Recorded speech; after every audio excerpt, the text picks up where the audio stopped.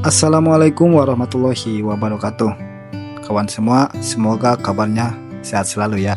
Dulu, saya sendiri sering membayangkan bagaimana rasanya memperlihatkan keindahan Jepang ke orang yang spesial. Dan hari itu akhirnya datang juga. Ikan. Sarapan paginya ikan, guys. Sakana. Ya, perjalanan kali ini saya tidak sendiri. Ada seseorang yang akan menemani. Bukan sekedar menemani di perjalanan liburan, tapi juga di perjalanan hidup. Ialah seorang istri. Supaya lebih mudah penyebutannya, panggil saja dia Ama. Ama penasaran akan keindahan Toyama, sebuah kota yang sunyi, tapi menyimpan kejutan alam yang luar biasa. Dan tentunya, saya sendiri senang bisa menjadi pemandunya. Dimulai dari hari pertama, kita memutuskan menuju ke Amaharashi dengan menggunakan transportasi kereta api. Kita berangkat dari stasiun Toyama. Tujuannya sederhana, hanya ingin bertemu laut. Kami memulai perjalanan pagi-pagi sekali. Kereta perlahan melaju meninggalkan kota. Di luar jendela, samudra luas menemani perjalanan. Seolah menyambut kami menuju tempat yang belum pernah Ama kunjungi sebelumnya. Bagi saya, Toyama bukan tempat asing. Pernah beberapa kali mengunjungi kota ini. Namun kali ini berbeda. Melihatnya kembali lewat mata Ama membuat semuanya terasa lebih hidup dan lebih baru. Tiap momen jadi bermakna, tiap pemandangan jadi lebih indah. Ya, karena kali ini saya bukan hanya jadi pemandu perjalanan, tapi juga saksi kebahagiaan di mata seorang istri yang tengah jatuh cinta pada tempat baru. Dan mungkin dalam diam kami tahu bahwa sejauh apapun kaki melangkah, rumah terbaik adalah ketika kita berjalan bersama. Kami sempat diam cukup lama di tepi laut Amaharashi.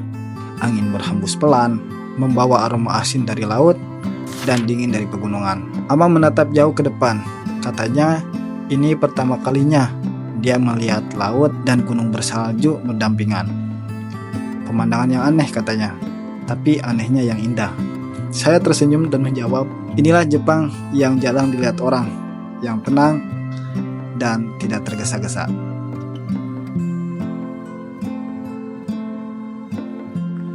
Kami tak banyak bicara, hanya duduk berdampingan. Kadang memang keindahan tidak butuh kata-kata, cukup hadir, cukup bersama. Setelah menyusuri garis pantai, kami akhirnya tiba di depan batu Amaharashi, sebuah batu besar yang berdiri sendiri di laut dan menjadi simbol Amaharashi itu sendiri. Kata Amaharashi berarti hujan yang tiba-tiba cerah. Konon, batu ini menjadi tempat berteduh Jenderal Minamoto saat ia melarikan diri di tengah hujan badai. Ketika hujan berhenti dan langit cerah, ia bisa melihat pemandangan Gunung Tateyama dari sebelah sini. Karena itulah tempat ini dinamai Amaharashi. Setelah mengeksplor batu Amaharashi, kami mampir ke sebuah teras warung kecil di pinggir jalan pesisir. Dari warung teras ini menghadap ke sebelah barat, hamparan laut Jepang terbentang luas dengan siluet pulau kecil dan langit yang mulai berubah warna. Teras ini menyajikan menu lokal khas Toyama. Semua menunya seperti didesain cocok untuk suasana santai sambil menikmati pemandangan laut. Menu andalannya adalah pancake hangat, disajikan sederhana, dan sirup manis yang mengalir perlahan ke pinggir piring. Tidak terlalu besar, tapi cukup untuk membuat duduk di sore hari ini terasa spesial. Begitu dipotong, teksturnya empuk dan hangatnya masih terasa saat disentuh garpu. Kami juga memesan lemon soda dan es krim.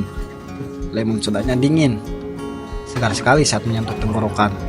Apalagi setelah berjalan cukup lama tadi siang, membuat badan terasa langsung kembali segar.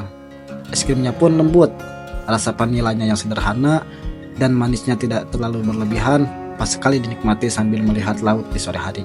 Ada rasa syukur yang tiba-tiba datang tanpa perlu dipanggil. Syukur karena bisa merasakan momen seperti ini. Karena masih diberi waktu, tenaga, dan kesempatan untuk menikmati hal-hal sederhana seperti ini. Waktu berlalu tanpa terasa. Langit perlahan berubah warna dari biru terang menjadi jingga yang hangat. Amang melambaikan tangan, tanda berpamitan dengan Laut Amaharasi. Ya, kami memutuskan untuk pulang. Sepertinya dia terasa berat harus meninggalkan momen yang baru saja terasa utuh.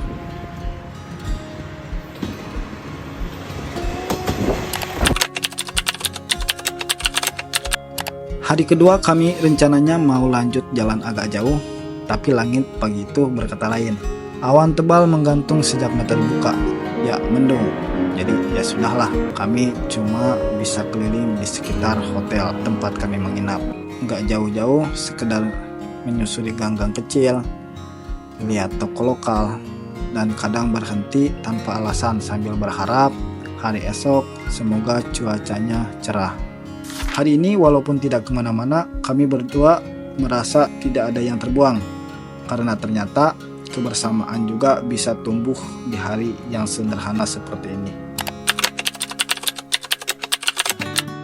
Hari ketiga dimulai dengan suara khas kereta yang melintas. Ritmenya seakan jadi tanda bahwa hari ini akan bergerak lebih jauh. Ada semacam harap yang ikut naik bersama kereta. Setelah hari kemarin cuaca mendung seharian, semoga hari ini cuacanya bersahabat. Dan semoga perjalanan ini jadi salah satu yang bakal terus kami kenang. Hari ini kami menuju Tateyama, salah satu rute paling legendaris di Jepang, yang katanya bisa memperlihatkan dinding salju yang tingginya belasan meter. Dan langit di sini seolah lebih dekat dengan bumi. Kereta gantung sudah siap akan bergerak. Dengan ini kami mulai terangkat pelan-pelan ke ketinggian. Dari kejauhan, sepertinya kami akan melintasi lembah curam dan deretan pepohonan pinus yang menjulang menggunakan kereta ini.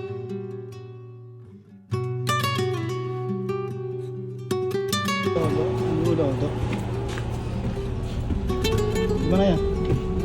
Dimana Setelah beberapa kali berpindah moda transportasi, kereta lalu kemudian bis, akhirnya kami mulai memasuki kawasan pegunungan Tateyama. Udaranya terasa jadi lebih dingin, dan salju mulai terlihat memutih di kejauhan. Kami saling pandang dan pelan-pelan tersenyum, karena inilah alasan kami datang jauh-jauh. Ingin melihat sendiri dinding salju legendaris yang namanya Otaniyuki. Bis mulai naik perlahan, melewati perjalanan berliku yang diampit tebing salju setinggi gedung. Di sisi jendela, putih membentang kemana-mana. Bukan hanya salju, tapi keheningan yang terasa suci. Seakan-akan kami sedang memasuki dunia yang lain.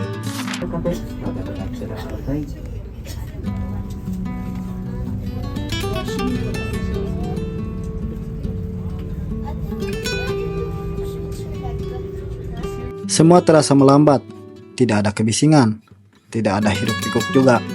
Yang terdengar hanya dengungan mesin bis, dan kadang tarikan napas kecil dari penumpang lain yang tidak bisa menyembunyikan rasa takjubnya. Salju di kanan dan di kiri menjulang seperti tembok raksasa, tebal, padat, dan berdiri diam dengan gagah, seolah menjaga jalur ini sejak lama. Angin gunung meniup pelan, dan kami hanya bisa terdiam, terkagum. Terkadang alam tidak perlu berkata-kata, ia hanya cukup hadir dan membungkam kita dengan keindahan yang nyaris tak masuk akal. Di titik ini kami sadar, perjalanan ini lebih dari sekedar wisata. Ini adalah pengingat bahwa bumi bisa seagung ini, dan kita hanya penumpang yang beruntung, diberi kesempatan untuk menyaksikannya. Toyama mungkin bukan tempat paling populer di Jepang, tapi buat kami, disinilah kenangan itu dimulai. Pelan, tenang, tapi memungkas. Sepertinya perjalanan kali ini akan usai.